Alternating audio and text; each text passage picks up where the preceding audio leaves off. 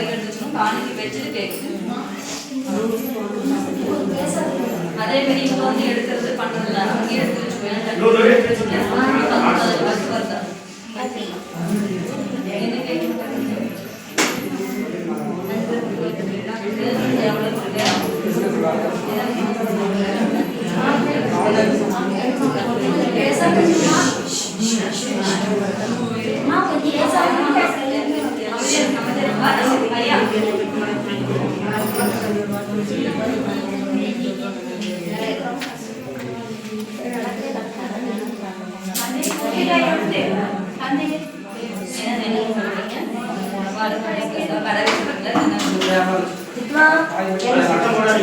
காயை வெட்டி கேரளாவுக்கு அமைச்சிருக்கேன்.